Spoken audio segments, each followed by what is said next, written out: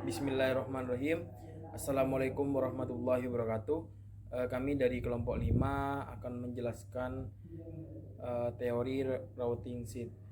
Jadi sebelumnya perkenalkan, nama saya Muhammad Arifuddin, NIM 22, dan ada rekan saya Siti Faisah, NIM 03, Dea Sofi Umi Yudianti, NIM 05, Putri Ardana, NIM 11, Rida Anissa, NIM 32, Nurul Priyanti, NIM 38.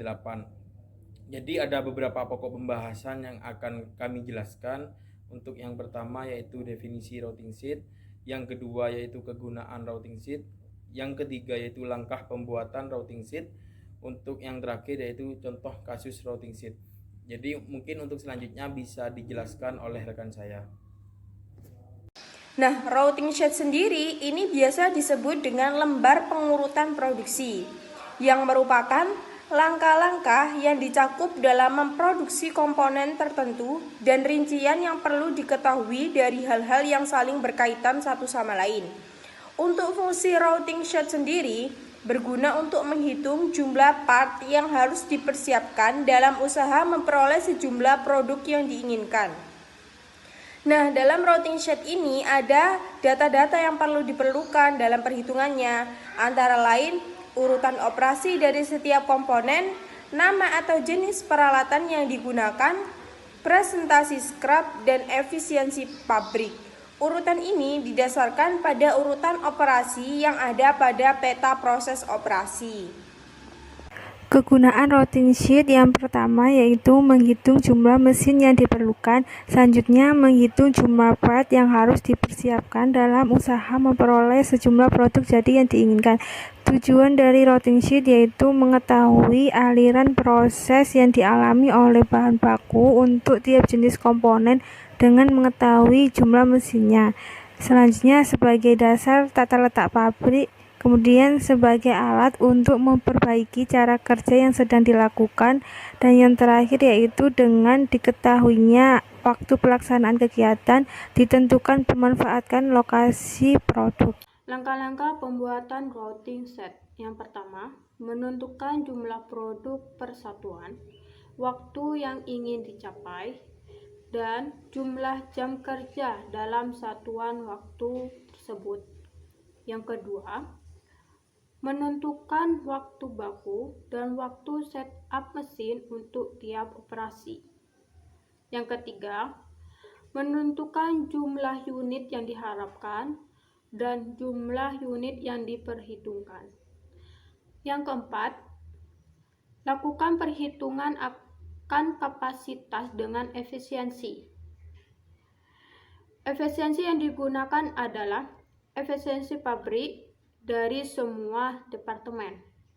Dan yang terakhir, lakukan perhitungan jumlah mesin teoritis yang dibutuhkan untuk memenuhi kapasitas produksi tersebut. Untuk contoh kasusnya yaitu sebuah perusahaan akan membuat komponen roda gigi dari bahan baja dengan kapasitas produksi sebanyak 1000 unit per jam. Proses pengerjaan komponen ini sebagai berikut yang tertera pada tabel, di mana untuk operasi pertama yaitu mesin potong dengan scrap 0% dan efisiensi mesin 95%.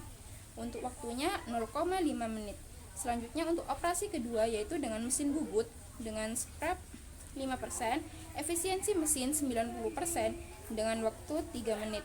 Sedangkan untuk operasi yang ketiga dengan mesin freeze dengan scrap 10% dan efisiensi mesin 85% serta waktunya 6 menit. Untuk operasi yang keempat, mesin bubut dengan scrap 5%, efisiensi mesin 90% dengan waktu 2 menit. Untuk inspeksi pertama yaitu meja, di mana dengan 2% scrap, efisiensi mesin 95% dan waktu yang dibutuhkan 1 menit. Berikut merupakan data OPC, di mana data OPC ini adalah data Operation Process Chart seperti yang tertera pada gambar. Di sini ada operasi 1, operasi 2, operasi 3, operasi 4, dan inspeksi 1. Nah, untuk cara pengisian tabel dari routing sheet sendiri yaitu yang pertama pada kolom 1 sampai 4 diisi dari data Operation Process Chart. Nah, untuk kolom 5-nya yaitu produk akhir per jam. Untuk kolom 6, kolom 5 dibagi 1 min scrap. Nah, di mana ini kolom 5-nya kan tadi produk akhir per jam, berarti untuk kolom 6-nya berarti produk akhir per jam per 1 min persen scrap. Nah, untuk kolom 7 yaitu efisiensi persen. Untuk kolom 8 bahan yang disiapkan atau kapasitas mesin atau efisiensi mesin. Dan untuk kolom yang terakhir atau kolom ke-9 yaitu jumlah mesin sebenarnya yang dibutuhkan setelah dilakukan pembulatan ke atas dari jumlah mesin teoritis. Dalam menyelesaikan contoh kasus routing set, misal kita menentukan operasi pemeriksaan 1 pada mesin meja. Langkah pertama yang kita lakukan yaitu menentukan kapasitas mesin. Kapasitas mesin rumusnya 60 menit dibagi waktu proses dalam OPC dengan satuan menit sama dengan 60 menit dibagi 1 menit, hasilnya 60 unit per jam. Langkah kedua, menentukan scrap persen. Scrap yaitu jumlah buangan bahan baku.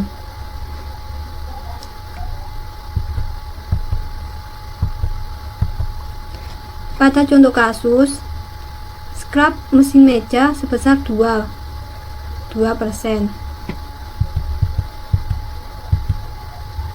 Maka dapat ditulis 0,02. Langkah ketiga, menentukan bahan yang diminta. Bahan yang diminta diperoleh dari produk akhir produksi per jam.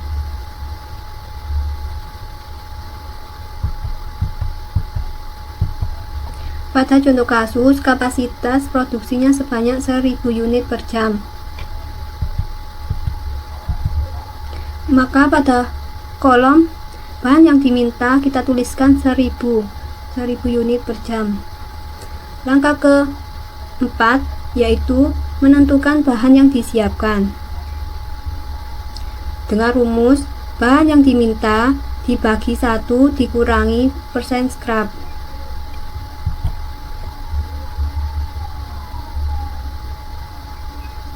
Bisa kita tuliskan menjadi 1000 dibagi 1 dikurangi 0,02, hasilnya 1020,4. Langkah kelima yaitu menentukan efisiensi mesin, di mana pada mesin meja efisiensi mesinnya yaitu 95%.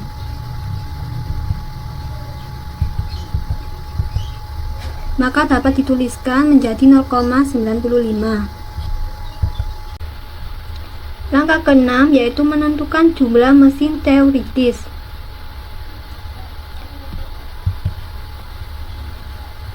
Jumlah mesin teoritis untuk setiap operasi sesuai dengan peta proses operasi. Rumusnya bahan yang disiapkan dibagi kapasitas mesin dibagi efisiensi mesin sama dengan 1020,4 dibagi 60 dibagi 0,95, hasilnya 17,9 unit.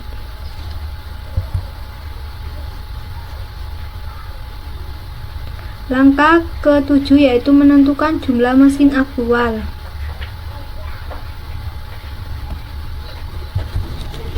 Jumlah mesin aktual merupakan jumlah mesin sebenarnya yang dibutuhkan setelah dilakukan pembulatan ke atas dari jumlah mesin teoritis. Jumlah mesin teoritisnya yaitu 17,9 dibulatkan menjadi 18. Sekian dari presentasi kelompok kami. Wassalamualaikum warahmatullahi wabarakatuh.